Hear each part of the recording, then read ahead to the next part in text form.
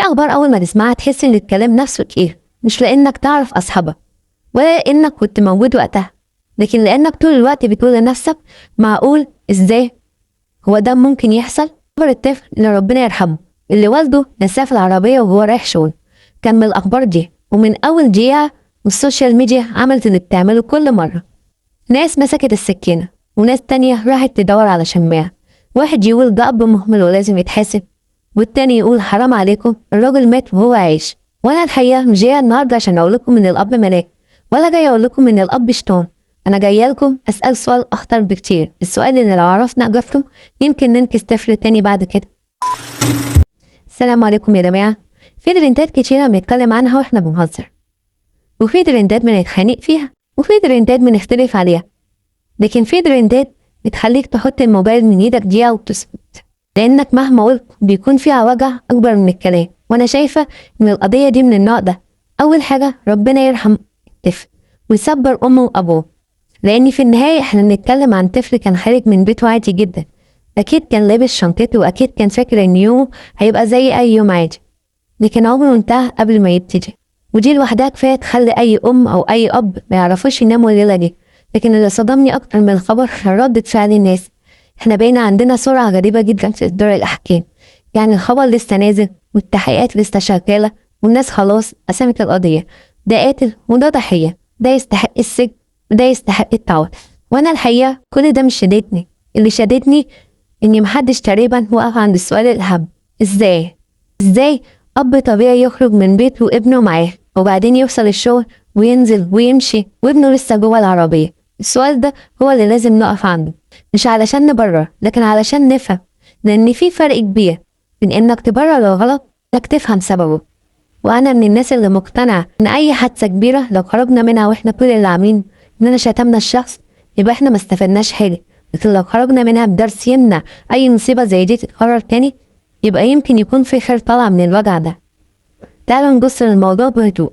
لو سألت أي أب دلوقتي أو أي أم وقلت لهم هو ممكن تنسى ابنك العربية، أغلب الناس هترد بسرعة مستحيل.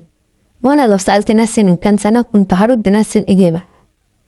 لكن لما بدأت أقرأ اكتشفت إن الحوادث دي مش نادرة زي ما احنا متخيلين، ودي مش أول مرة تحصل ولا آخر مرة للأسف. ده معناها إن الموضوع أكبر من فكرة إن في أب صحى الصبح وقال أنا هبقى مهمل النهاردة. يعني لو كان كل اللي عملوا كده ناس قاسية كان الموضوع سهل، لكن اللي يخوفك إن في ناس كانوا بيحبوا أولادهم جدا وبرضه حصلت الكارثة. يبقى احنا قدام حاجة لازم نفهمها. خليني أقول لكم أكتر حاجة مرعبة في الإنسان إنه تتعود على الطريق وتتعود على الشغل، تتعود على المواعيد، لدرجة إن مخك ساعات بيشتغل لوحده. كم مرة خرجت من البيت ولقيت نفسك وصلت المكان وانت مش فاكر الطريق عدى ازاي ولا فاكر آخر 10 دقايق، مش لأنك كنت نايم لكن لأن مخك كان شغال أوتوماتيك. وده بيحصل لمعظم الناس لما الضغوطات بتزيد ولما الروتين يزيد ولما التفكير يبقى في 1000 حاجة مرة واحدة. وهنا لازم أقول تاني، الكلام ده مش معناه إن الإهمال بقى عادي، لأ، لأن في الآخر في روح راحت وده شيء مؤلم جدا. لكن لو اكتفينا بجملة ده أب مهمل وقفلنا الملف يبقى احنا ما تعلمناش أي حاجة. وانا يمكن اكتر حاجة ضايقتني ان ناس كتيرة كانت مهتمة تعرف كان سهران ولا لا، كان بيتفرج على الماتش ولا لا، كان رايح الشغل متأخر ولا لا. وبعد ما عرفت ايه اللي هيتغير؟ ايه الفايدة لما نقعد نفتش في تفاصيل؟ مش هترجع طفل ولا هتخفف وجع ام. احنا بقينا للأسف عندنا فضول اتجاه المأساة اكتر من رغبتنا اننا نتعلم منها، وده في حد ذاته مشكلة، لأن السوشيال ميديا حولت أي كارثة القصة لازم يبقى فيها بطل وشرير ومحقق ولجنة تحكيم، مع ان الحياة مش ماشية بالطريقة دي. الحياة اوقات بتبقى اقسى من كده بكتير، وفي لحظات الغلط فيها بيدفع ثمنه كل الناس مش شخص واحد بس. وعشان كده انا مش هقضي الحلقة كلها هتكلم عن الاب، لان الاب دلوقتي سواء القانون ادانه او القانون قال انه غير متعمد هو هيعيش طول عمره بعقوبة مفيش محكمة في الدنيا تعرف تحكم بيها. كل يوم يصحى هيفتكر، وكل ما يشوف طفل هيفتكر، وكل عيد مدرسة وكل شنطة أطفال هتفضل تفكره، ودي عقوبة قاسية جدا. لكن السؤال اللي يهمني، احنا اللي لسه أولادنا معانا، احنا اللي لسه عندنا فرصة نتعلم، ايه اللي لازم يتغير في حياتنا عشان عمرنا ما نوصل للحظة دي؟ احنا بقينا عايشين في الاوتوماتيك. خليني اسألك سؤال، اخر مرة خرجت من بيتك وصلت شغلك وانت مش فاكر الطريق، مش لانك كنت نايم ولا لانك كنت سرحان في حاجة واحدة، لكن لانك مخك كان بيعمل 1000 حاجة في نفس الوقت، بتفكر في الشغل وفي القسط وفي المكالمة اللي لازم ترد عليها، في المدير اللي مستنيك، وفي رسالة لسه ما بعتهاش، وفي آخر الشهر. كل ده وانت سايق، ولما توصل تحس ان الطريق عدى من غير ما تحس بيه. ودي مشكلة، لأننا بقينا نعتبرها حاجة عادية، مع ان الطبيعي ان الإنسان يبقى حاضر في اللحظة اللي هو عايشها، مش جسمه في العربية وعقله سابقه على المكتب. وده مش كلام مثالي، لأن كلنا بنقع فيه، أنا وانت وكل الناس، بس الفرق في مواقف تمن النسيان فيها بيكون كبير جدا.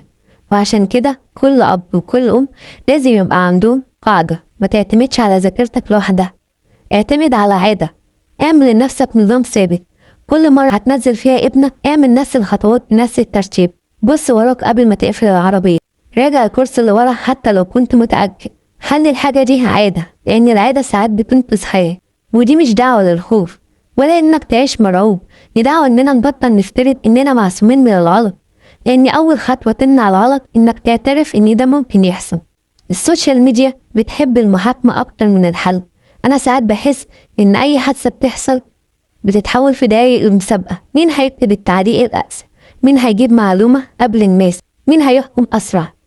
وبعد يومين كل الناس بتنسى، لكن أهل المصيبة بيفضلوا عايشين فيها. ودي حاجة لازم نقف عندها، لأن في فرق بين إنك تناقش قضية وبين إنك تدوس على وجع الناس. كل شوية تطلع إشاعة، واحد يقول معلومة من عنه والتاني ينقلها ويبني عليها قصة كاملة، وفي الآخر الكلام كله يطلع غلط. طب مين المستفيد؟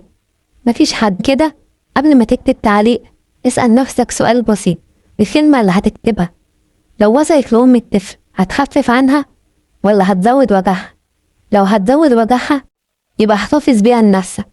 مش كل رأي لازم يتكتب، مش كل فكرة لازم تتحول لتعليق. أقل قدر من الإنسانية إنك تسكت. سؤال، إيه اللي أنت اتعلمته من كل ده؟ أنا مش عايزة الحلقة دي تخلص وإحنا حافظين اسم القضية، أنا عايزاها تخلص وكل واحد فينا غير حاجة صغيرة في حياته. لو عندك طفل راجع روتينك وراجع عاداتك وما تستعجلش. لو التليفون بيرن ممكن يرن بعد دقيقة، ولو في رسالة هتستنى، لكن الطفل ما يستناش. احنا بقينا للأسف مقتنعين ان كل حاجة مستعجلة، مع ان اغلب الحاجات ان احنا مستعجلين عليها بعد اسبوع مش بنفتكرها اصلا، بس دقيقة اهتمام ممكن تحمي عمر كامل. وفي نقطة مهمة جدا، ما تخليش الشغل يسرق منك احساسك ببيتك. احنا بنشتغل علشان ولادنا، مش بنخسر ولادنا عشان الشغل، وبنشتغل عشان نعيش، مش علشان ننسى اننا عندنا حياة بره المكتب. ودي معادلة ناس كتيرة للأسف فقدتها.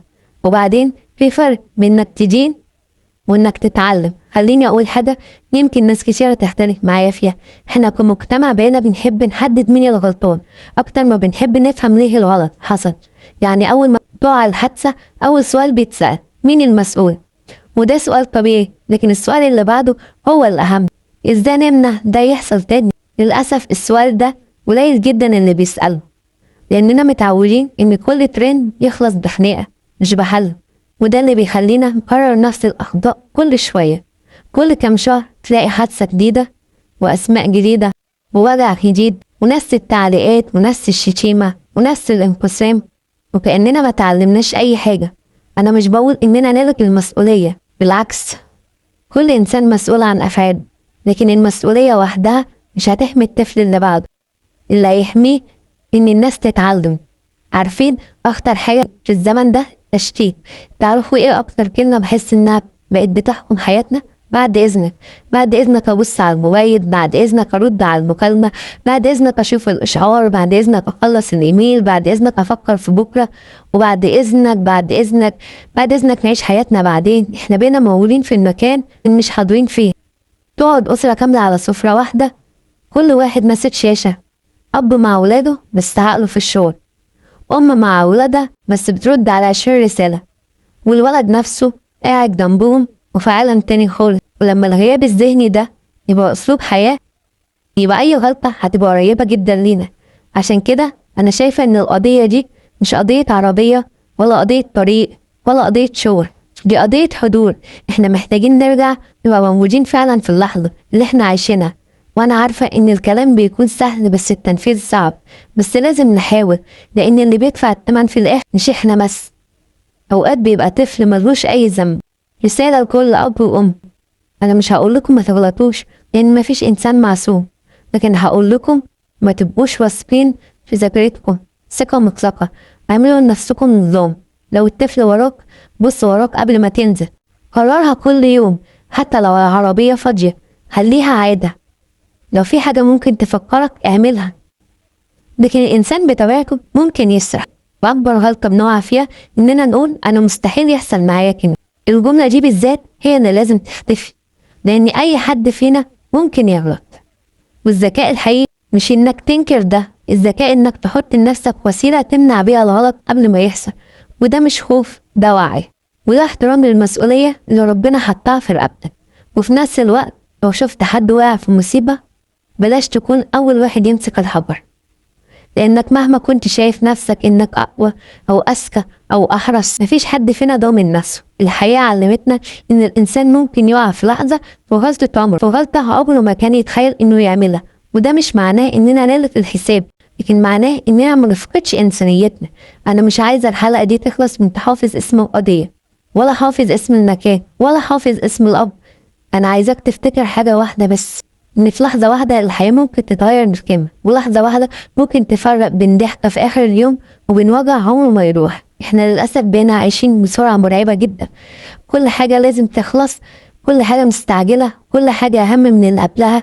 لكن الحقيقة إن أغلى الحاجات في حياتنا هي الحاجات اللي محتاجة إننا نهدى فيها شوية، وإننا نسمعها ونبص ونبقى حاضرين. يمكن أكبر درس هربت بيه من القصة دي إن الإنسان محتاج من وقت للتاني يبطل يجري، يسيب الموبايل دقيقة، يقفل دماغه عن الشغل وهو مع أولاده، ويرجع يفتكر هو بيشتغل ليه من الأساس. إحنا بنجري علشان نأمن مستقبل ولادنا، لكن لو الجري ده يخلينا نفقد لحظة من حياتهم يبقى لازم نقف ونسأل نفسنا إحنا ماشيين في الاتجاه الصح ولا مجرد بنجري وخلاص. وفي النهاية مش هقول إن الأب ده ملاك، ومش هقول برضه إنه شطار، مسؤولية التحقيقات والقانون. لكن اللي يخصني أنا وإنت إننا نتعلم. لو عندك طفل ارجع النهاردة هدوم شوية زيادة، لو نزلت بيه العربية خد ثانية زيادة قبل ما تقفل الباب، ولو الشغل ضغط عليك افتكر إن الشغل ممكن يستنى، إنما لحظة من ابنك مش هترجع لو راحت. وأخيرا ربنا يرحم الطفل ويصبر أهله ويحفظ كل أولاد الناس، لأننا مهما اختلفنا في الرأي في حاجات مفيش فيها أي خلاف، ولا في أب يتمنى يعيش الوجع ده، ولا في أم تتمنى تصحى على الخبر ده. وربنا يبعد عن بيوتنا وبيوتكم كل سوء.